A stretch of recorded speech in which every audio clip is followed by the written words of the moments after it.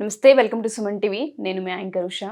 So 12 రాశులకు సంబంధించి August మాసం ఏదైతే ఉందో అడుగుతూ ఉంటుంటారు ప్రతి ఒక్కరు. మా రాశి వారికి ఏ విధంగా ఉండబోతుంది, ప్రత్యేకించి ఏ ఏ జాగ్రత్తలు వహించాలి, ఎటువంటి జాగ్రత్తలు తీసుకుంటే మంచిది అని, మరి 12 రాశులకు సంబంధించి ఏ విధంగా ఉండబోతుంది ఏంటి అన్న విషయాల గురించి సురేష్ గారిని అడిగి తెలుసుకుందాం. నమస్తే సురేష్ గారు. నమస్కారం అండి ఉషా గారు. సింహరాశి వారికి కనుక మనం చూసుకుంటే ఆగస్టు మాసాంతం అసలు ఏ విధంగా ఉండబోతుంది అంటారు? ప్రత్యేకించి ఏ విషయాలు జాగ్రత్తలు వహించాలి? సో మహర్షులు మనకి వేదిక శాస్త్రం నుండి వేద జ్యోతిష్యం ఇచ్చిన గొప్ప అవకాశం ఏంటంటేనండి, మనకి జీవితంలో ఎదురయ్యే సమస్యలని వాటిని ఈజీగా పరిష్కరించుకోగలగటానికి, మనం అనుకునే విధంగా సాధించుకోవటానికి ఒక జ్యోతిష శాస్త్ర రూపంలో ఒక మంచి జ్ఞానాన్ని మనకు అందించారండి. దాన్ని మహర్షులు ఇచ్చిన ఈ జ్ఞానాన్ని యాజిటీజ్గా, మోస్ట్ ఆథెంటిక్గా, తర్వాత మనకి అదే విధంగా యాజిటీజ్గా తదాతరంగా మనం వాళ్ళకి ఇచ్చే ప్రయత్నం మనం చేస్తూ ఉన్నామండి. ఈ ప్రకారం కనుక మనం చూసుకుంటే సింహరాశి వాళ్ళకి ఎలా ఉందో చూద్దాం. సింహరాశి వాళ్ళకి వచ్చేటప్పటికి మఖా 1, 2, 3, 4 పాదాలు, తర్వాత వచ్చేటప్పుడు పుబ్బ 1, 2, 3, 4 పాదాలు, తర్వాత ఉత్తర ఫస్ట్ పాదం. ఇవన్నీ వచ్చేటప్పుడు మనకి సింహరాశి కింద వాళ్ళని చెప్పుకోవాలన్నమాట. పేరు బలం కనుక మనం చూసుకుంటే వీళ్ళకి మా, మీ, ము, మే, మో, టా, టీ, టు, టే ఈ అక్షరాలన్నీ కలిగిన వాళ్ళు మొత్తం సింహరాశి కింద మనం వస్తారని చెప్పుకోవాలన్నమాట. వీళ్ళకి గ్రహస్థితి మనం చూద్దామండి. గ్రహస్థితి ప్రకారం మనం చూసుకుంటే సూర్యుడు వచ్చేటప్పటికి 16వ తారీఖున సింహరాశిలో ఎంటర్ అవుతున్నాడండి. దానికి ముందు కర్కాటక రాశిలో ఉంటారు. ఇది వాళ్ళ సొంత స్వస్థానం కాబట్టి రిజల్ట్ వచ్చేప్పటికి ఎలా ఉంటుందో బాగుంటుందని మనం చూద్దాం. తర్వాత వచ్చేటప్పటికి మనకి బుధుడు వచ్చేటప్పటికి వీళ్ళకి అదే సింహరాశిలోకి 22వ తారీఖున ఎంటర్ అవుతున్నాడు. దానికి ముందు కర్కాటక రాశిలో ఉంటారు. శుక్రుడు వచ్చేటప్పటికి వీళ్ళకి కన్య రాశిలో 25వ తారీఖు ఎంటర్ అవుతారండి. దానికి ముందు సింహరాశిలో ఉంటారు. తర్వాత మనకి కుజుడు వచ్చేటప్పటికి 26వ తారీఖున మనకి మిథున రాశిలోను, దానికి ముందు వచ్చేటప్పటికి వీళ్ళకి వృషభ రాశిలో ఉంటూ ఉన్నారండి. మనం ఈ ప్రకారంగా ఉన్న ఈ ప్లానెటరీ పొజిషన్ కనుక మనం చూసుకుంటే వీళ్ళకి ఫస్ట్ 15 days ఎలా ఉంటుందని అంటే ధనం ఛేదం అని చెప్తారు, శుభం అర్ధ క్షయం, తర్వాత అఖిల విషయ భోగం అని చెప్తారనమాట. ఈ 4 ప్లానెట్స్ వచ్చేటప్పుడు 4 విధాలుగా మనకి రిజల్ట్స్ ఇస్తూ ఉంటాయి. ఫస్ట్ వచ్చేటప్పటికి సూర్యుడు 12వ హౌస్లో ఉండటం వల్ల ధనం వీళ్ళకి విపరీతంగా ఖర్చు అవకాశం ఎక్కువ ఉంది కాబట్టి ధనం విషయంలో కేర్ఫుల్గా ఉండాలి. తర్వాత వచ్చేటప్పటికి శుచ్యం అని చెప్తారు, అంటే మార్క్స్ కూడా వీళ్ళకి మంచి పొజిషన్లో లేరు కాబట్టి వృత్తిలో ఏదైనా కొంచెం ఇబ్బంది పడే అవకాశం ఎక్కువగా ఉంది కాబట్టి జాగ్రత్తగా ఉండాలి. తర్వాత అర్ధ అక్షయం, ధనం కూడా లాస్ అయ్యే అవకాశం ఉంది కాబట్టి జాగ్రత్తగా ఉండాలండి. తర్వాత శుక్రుడు మాత్రం వీళ్ళకి అన్ని విషయాల్లో భోగాన్ని, సుఖాన్ని ఇస్తూ ఉన్నారు. ఆ తర్వాత వచ్చేటప్పటికి వీళ్ళకి నెక్స్ట్ 15 days ఎలా ఉంటుందంటే సూర్యుడు వచ్చేటప్పుడు వీళ్ళకి ధననాశనం అని చెప్తారంటే స్థాన నాశనం. ఏదైనా ఒక పొజిషన్లో కానీ ఏదైనా అనుకున్నప్పుడు, హైయర్ ఎక్స్పెక్టేషన్ ప్రమోషన్ కానీ అనుకున్నప్పుడు అది రాకపోయే అవకాశం ఎక్కువగా ఉంటుంది. కానీ మార్స్ వల్ల వీళ్ళకి భూలాభం చూపిస్తుందండి.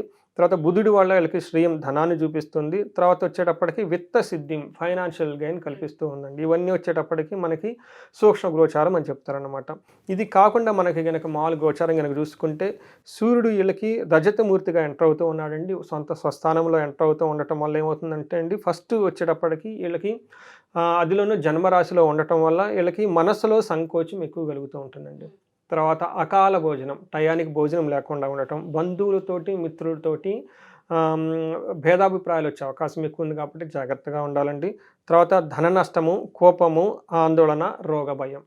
టోటల్ ఏ విధంగా చూసుకున్నా కానీ వీళ్ళకి ఫస్ట్ హౌస్లో సింహరాశిలో ఉండటం వల్ల అంత అనుకూలమైన టైం కాదు అని చెప్పుకోవాలి. పర్టికులర్గా వాళ్ళకి లాస్ట్ 2 weeks సరిగా ఉండదని చెప్పుకోవాలి. అంటే మనకు వచ్చేటప్పుడు 17 నుంచి 27 వరకు ఈ టైంలో వాళ్ళకి బాగలేదని చెప్పుకోవాలన్నమాట. కానీ వీళ్ళకి 7th దృష్టి ఆస్పెక్ట్ ఉండటం కూడా అంటే భార్యలకు సంబంధించి ఏదన్నా వాళ్ళకి హెల్త్ ఇష్యూ కాంప్లికేటెడ్ వచ్చే అవకాశం ఎక్కువ ఉంది. సంతానానికి అనారోగ్యము, ఉత్సాహ భంగము. ఏదైనా పనులు కనుక మీరు యాక్టివ్గా స్టార్ట్ చేస్తుంటే ఆ పనుల్లో విజయం రాక కొంచెం ఇబ్బంది పడే అవకాశం ఎక్కువగా ఉందండి. భార్యతో గొడవలు వచ్చే అవకాశం ఎక్కువ ఉందండి. సో అది వచ్చేటప్పుడు సూర్యుని వల్ల, సూర్యుడు వీళ్ళకి అంత అనుకూలంగా లేరు, కొంచెం జాగ్రత్తగా ఉండాలని చెప్పుకోవాలండి. తర్వాత మనకి అదే కనుక మనం ఒక మార్స్ కనుక మంగళ కనుక చూస్తూ ఉంటే ఆగస్టు 26th వరకు కూడాను వీళ్ళకి సరిగా లేదు అని చెప్పుకోవాలి. ఏ విషయాలు సరిగా లేదంటే అండి, తిండి కనుక వీళ్ళు న్యూట్రిషియస్ ఫుడ్ తీసుకోరండి. ఫుడ్ పెడితే ఆ ఫుడ్ తీసుకుంటే అవకాశం ఎక్కువ ఉంది కాబట్టి ఫుడ్ విషయంలో కేర్ఫుల్గా ఉండాలి. ఎప్పుడు ఉద్యోగంలో ఏదో టెన్షన్ వచ్చేసి ఆ ఉద్యోగ పర్పస్లో అటు ఇటు తిరుగుతూ ఉండే అవకాశం ఎక్కువ ఉందండి. ఏదైనా కానీ పని చేస్తే కార్య విఫలము, తర్వాత అనారోగ్యము, శత్రుత్వము వంటి అవకాశాలు కలిగే ఎక్కువగా ఉంది.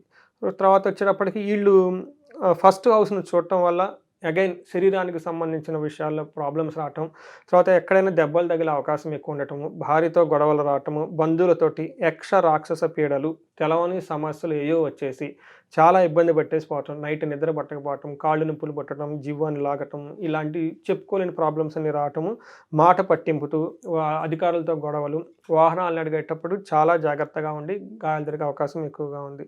సో ఇది మనం ఏ ప్రకారంగా చూసుకున్నా కానీ ఈ 2 గ్రహాలు మేజర్ ఇంపార్టెంట్. సూర్యుడు కుజుడు ఇంపార్టెంట్ కాబట్టి ఈ 2 గ్రహాలకు వాళ్ళకి సరైన మంచిని ఇవ్వటం లేదు కాబట్టి సింహరాశి వాళ్ళు కొంచెం జాగ్రత్తగా ఉండాలని చెప్పేసి మనకు ఒక సూచన.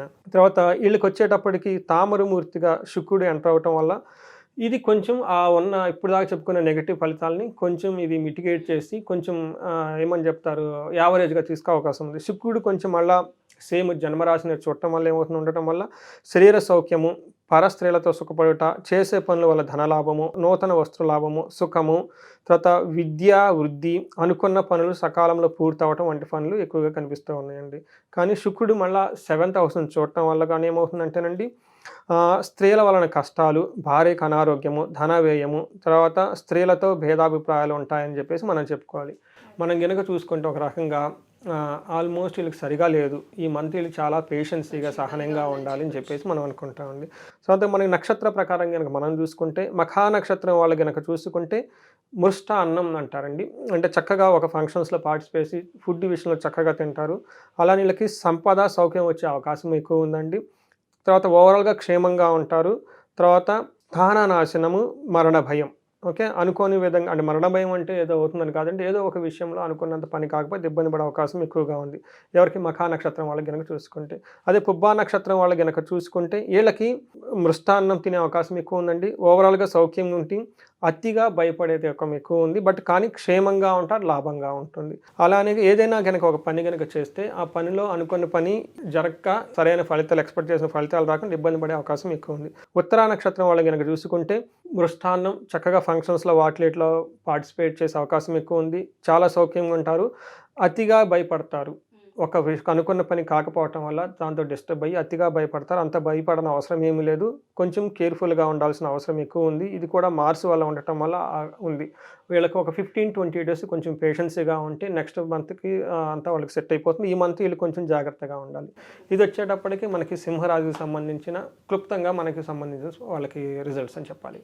సో చాలామంది రాశి ప్రకారం ఎప్పుడైతే జాతకం వాళ్ళు చెప్తూ ఉంటామో మీరు చెప్పినట్టుగా కొన్నిసార్లు జరగట్లేదు అంటే మాకు అంత గ్రహాలు అనుకూలించినప్పటికీ కూడా జీవితంలో ప్రాక్టికాలిటీలో కొంత ఇబ్బందులు చూస్తున్నామని అంటూ ఉంటారు. కొంతమంది వివాహం లేటుగా అవుతుంది, ఒకసారి కలవాలి అనుకుంటున్నాం, జాతక రీత్యా అసలు ఏం చేస్తే మంచిదో తెలుసుకోవాలనుకుంటున్నాం అని అడిగే వాళ్ళు ఉంటుంటారు. అటువంటి వాళ్ళకి అపాయింట్మెంట్ కావాలి అనుకున్నా, ఒకసారి జాతకం చూపించుకోవాలి అనుకున్నా, కనకదార హోమంలో కనుక వాళ్ళు అటెండ్ అవ్వాలి అనుకున్నా ఏ విధంగా సార్? సో ఉషా గారు 3 ముఖ్యమైన విషయాలు. ఒకటి, మన మహర్షులు ఇచ్చిన ఈ జ్ఞానాన్ని అందరికీ చేరాలి. ప్రతి ఇంట్లో ఒక వేదిక ఆస్ట్రాలజీ ఉండాలనే ఉద్దేశంతో ఒక కోర్స్ పెట్టామన్నమాట. మోస్ట్ ఆథెంటిక్గా కోర్స్. అది చాలా సింపుల్గా జ్యోతిషాస్త్రం నేర్చుకునేది. రెండోది, మీరు చెప్పినట్టు జాతకంలో దోషాలు ఉంటాయి, ఉండి ఇబ్బందులు పడితే ఓకే, నో ప్రాబ్లం. కొంతమంది జాతకం బాగుండి ఇబ్బందులు పడుతూ ఉంటారు. అలాంటి వాళ్ళు ఎక్కడో ఏదో ప్రాబ్లం జరిగి ఉంటుంది. మనకి జ్యోతిష శాస్త్రం ప్రకారం, ఓకే, వేదాల ప్రకారం వాళ్ళకి మంత్రశాస్త్ర ప్రకారం మనకి గైడెన్స్ ఇచ్చేయచ్చు. సో దట్ ఏంటంటే బాధలు పడకుండా జీవితాన్ని హ్యాపీగా నడుపుతారు. మూడోది, మీరు చెప్పినట్టు ముఖ్యంగా ఈ రోజుల్లో ఎవరి నోట చూసుకున్నా కానీ ధనము. అలానే ధనం సంపాదించడమే అదృష్టం అండి. ఓకే, మన మహర్షులు ఇచ్చింది ఏంటంటే ఆయుష్ ఉండాలి, ఆరోగ్యం ఉండాలి, తర్వాత ధనం ఉండాలి. ధనం సంపాదించకపోతే ఇంక నువ్వేం చేస్తావు, సంసారాన్ని నిలబడుకుంటావు, బిల్లు అసలు ఎలా లైఫ్ అవుతుందండి. తర్వాత మనకి గృహస్థ ధర్మంగా ఉన్నప్పుడు గృహస్థ ధర్మాన్ని పాటించినప్పుడు గృహస్థులకి చాలా రెస్పాన్సిబిలిటీ ఉంది. పిల్లలు ఉంటారు, పెద్దవాళ్ళు ఉంటారు, సన్యాసులు ఉంటారు, సంసారాలు ఉంటారు, గుళ్ళు ఉంటాయి, ఇవన్నిటిని తీసుకోవాల్సిన బాధ్యత సంసారిదండి. వాళ్ళకి ధనం చాలా ఇంపార్టెంట్. ఎవరైనా గనక ధనానికి ఎలాంటి ఇబ్బంది పడుతుందో కానీ మన గనక కన్సల్ట్ అయితే ఈ కనకదార అన్న ఈ ప్రోగ్రామ్ ద్వారా వాళ్ళు మొత్తం డయాగ్నోస్ చేసి అసలు ఏం ప్రాబ్లం ఎందుకు వస్తుంది చేసి మనకి పరిహారాలు చేసి వాళ్ళకి 3 to 6 monthsలో ఆగిపోయిన ధన ప్రవాహాన్ని మొత్తం మళ్ళీ వెనక్కి తీసుకొని రావచ్చు. ఎక్కడైనా లాక్ అయ్యేంటి విషయాలు మనకు గైడెన్స్ ఇస్తే వాళ్ళకి వెంటనే వచ్చేస్తాయి. మనం చాలామంది చూపించుకొని ఎంతమంది మెసేజ్లు పెడుతున్నారు, చాలా ఫీడ్బ్యాక్ కూడా వస్తుంది. సో ఈ అవకాశాన్ని సద్వినియోగం తెలుసుకోవాలండి. మన మహర్షులు ఇచ్చిన జ్ఞానాన్ని, మంత్రస్థానం ఇచ్చిన కానీ వేదాలు ఇచ్చిన వాటిని తెలుసుకొని ఆథెంటిక్ పీపుల్ ద్వారా చేసుకుంటే బాగుంటుంది. తప్పకుండా sir. Thank you sir. Thank you so much. So ఎవరైనా సరే సురేష్ గారిని కనుక జాతక రీత్యా ఒకవేళ కలవాలి అనుకున్నా, మీ జాతకాన్ని చూపించుకోవాలి అనుకున్నా, దాంతోపాటు ఆర్థిక ఇబ్బందులతో ఎవరైతే సతమతమవుతూ ఉన్నారో వాళ్ళందరూ దాని నుంచి బయటపడాలి అనుకుంటే కనకదార హోమం చాలా పెద్ద ఇంపాక్ట్ని క్రియేట్ చేస్తూ ఉంటుంది మీ జీవితాల్లో. సో హోమానికి సంబంధించిన డీటెయిల్స్ తెలుసుకోవాలి అనుకున్నా కింద స్క్రోల్ అవుతున్న కాంటాక్ట్ నెంబర్ని కాంటాక్ట్ చేస్తే సురేష్ గారి మీకు పూర్తి వివరాలు అందిస్తారు. Thank you.